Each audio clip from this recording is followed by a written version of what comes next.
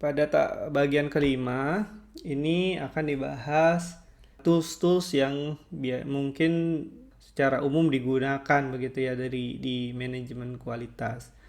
Nah, yang pertama itu ada namanya Six Sigma. Six Sigma ini sebenarnya kalau dibilang tools ini bukan tools ya, tapi kita bisa pandang Six Sigma ini secara definisinya bisa ada dua, yaitu definisi secara Six Sigma sebagai pendekatan statistik atau secara konseptual yang merupakan proses bisnis atau project untuk memperbaiki mutu atau kualitas dengan tujuan mengurangi biaya atau meningkatkan kepuasan pelanggan ataupun memperbaiki proses yang ada pada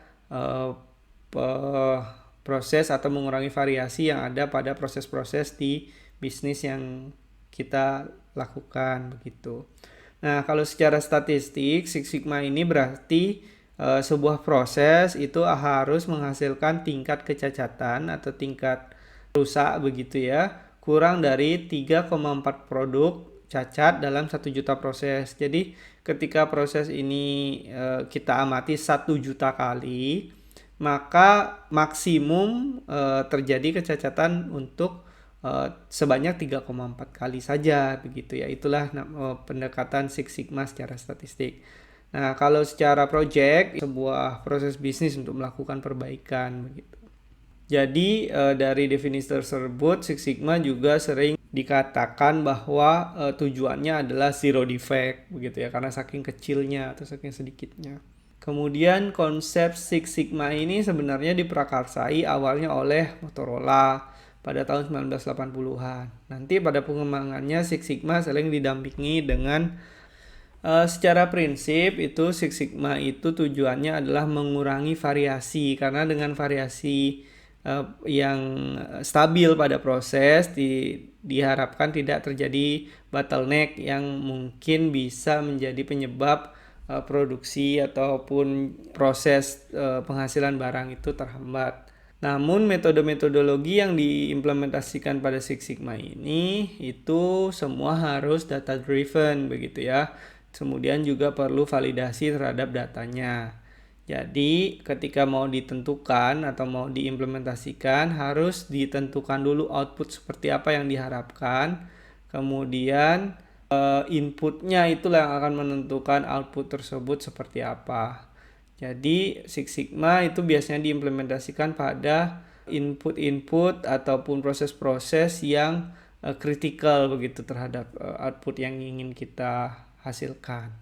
Nah, ada framework yang sangat umum digunakan dalam Six Sigma, yaitu framework namanya DMAIC atau fase-fase yang yaitu define, measure, analyze, improve, dan control. Nah, define sendiri itu adalah fase di mana kita menentukan konteks secara umum dan tujuan dari project improvement yang kita lakukan. Jadi ini pendekatannya sedikit mirip dengan project management. Jadi kita akan melakukan overview dulu, analisa proses yang ada saat ini seperti apa, kemudian proses yang kita inginkan seperti apa. Biasanya tools yang digunakan salah satunya ada namanya value stream mapping. Jadi tujuannya untuk melihat di value stream mapping itu apa yang proses-proses yang value added, mana yang non value added. Kita akan berusaha mengurangi proses-proses yang non value added tersebut atau mencari alternatif terkait proses-proses tersebut. Nah, selain itu juga kalau sudah ditentukan konteksnya dan tujuannya, maka biasanya digunakan pendekatan project ya, jadi dibuat project charter. Jadi di situ juga akan di-list siapa saja stakeholdernya, apa saja yang diinginkan oleh stakeholder tersebut. Jadi tools seperti Voice of Customer, SIPOC, ya ini menentukan supplier, input, proses, output, dan customernya juga digunakan dalam fase ini. Kemudian tahap berikutnya di MAIC, M-nya itu measure atau kita akan melakukan pengukuran atau menentukan baseline performance. Jadi proses tersebut kita akan tentukan target performance-nya seperti apa. Kemudian kita juga perlu ukur capability dari prosesnya itu seperti apa. Nah, di sini diperlukan tools-tools seperti proses mapping, control chart mungkin di sini diperlukan tapi lebih ke control ya. Nanti di bagian terakhir ada control chart. Kemudian data collection plan tentu karena kita ingin mengukur, kita harus rencanakan data apa saja yang mau dikoleksi. Tools-tools statistik dasar, quality control tools, Six Sigma dan Yield, Pareto dan box plot ini juga diperlukan di tahap ini. Nah, kemudian dari data-data yang dikumpulkan itu perlu dianalisa. Analisa ini sering menggunakan tools-tools brainstorming. Jadi ada banyak ya mekanisme brainstorming.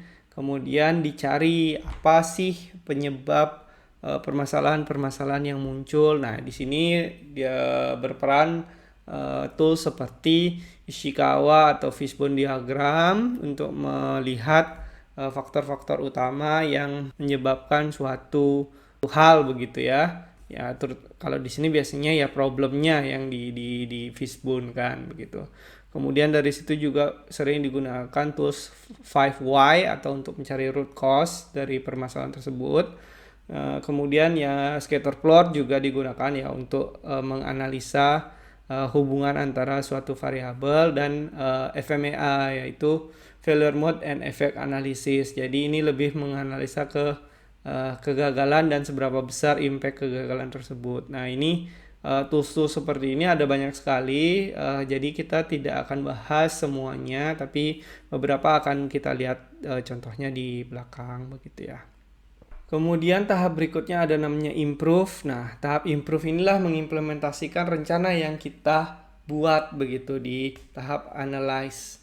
Nah, jadi di sini melakukan modifikasi atau improvement terhadap proses yang ya tadi yang memiliki non value added tersebut, bisa jadi dihilangkan atau bisa jadi disubstitusi atau dimodifikasi. Nah, salah satu contoh-contoh implementasi di tahapan improve ini ada namanya rapid setup, kemudian pull system atau kaizen, ada juga SMED, single minutes exchange of die, kemudian menghitung overall equipment effectiveness, kemudian ada juga solution matrix. Nah, tools-tools seperti ini mungkin kita pelajari secara independen begitu, tapi jika diperlukan nanti kita bisa cari waktu untuk membahasnya. Kemudian control ini adalah membuat rencana atau prosedur untuk memastikan improvement ini sustain begitu ya. Sustain ini artinya tidak sekali di improve berhasil bagus, tapi berikutnya kembali lagi ke awal. Jadi bagaimana membuat improvement ini sustain? Tentu harus ada control plan atau rencana untuk melakukan kontrol. Kemudian membuat skema mistake proofing kalau memang memungkinkan. Nah, ini teknik kalau di Jepang namanya Pokayuke. Contohnya adalah membuat suatu proses atau mekanisme itu seminimal mungkin orang akan melakukan kesalahan begitu ya. Kemudian ada juga tools SPC, Statistical Process Control. Nah, jadi control chart itu di sini masuknya tadi.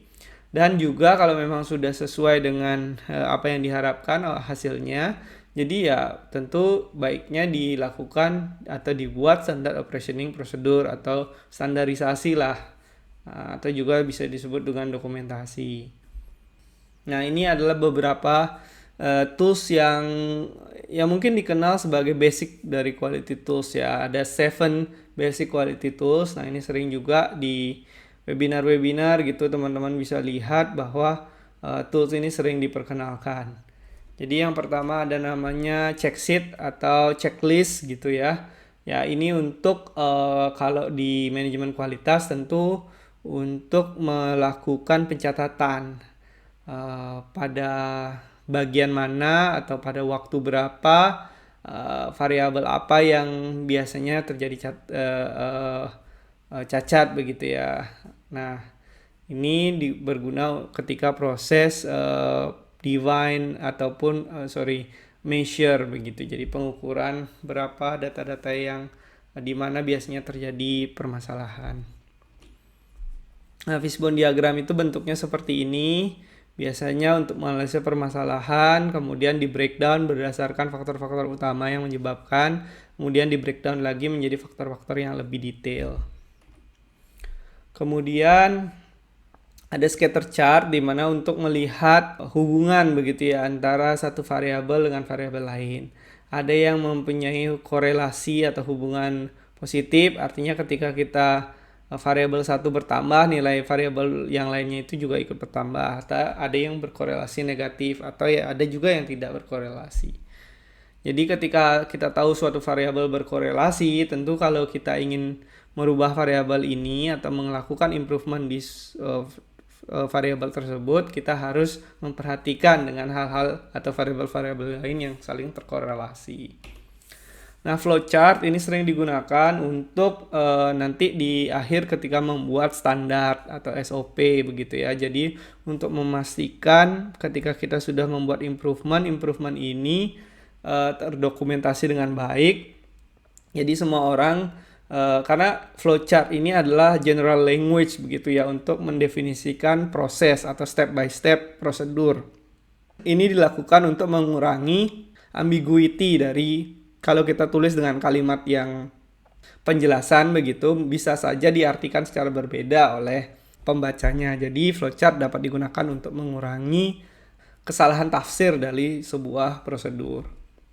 Nah, statistical control chart ini kita akan pelajari di bab berikutnya terkait bagaimana melakukan monitoring begitu ya terhadap suatu variabel sehingga ketika variabel ini mempunyai deviasi yang sangat jauh atau di luar dari batas normal, batas atas, batas bawahnya, maka kita bisa melakukan perubahan atau antisipasi sebelum hal yang lebih parah itu terjadi. Oke, demikian terkait tools-tools untuk manajemen kualitas.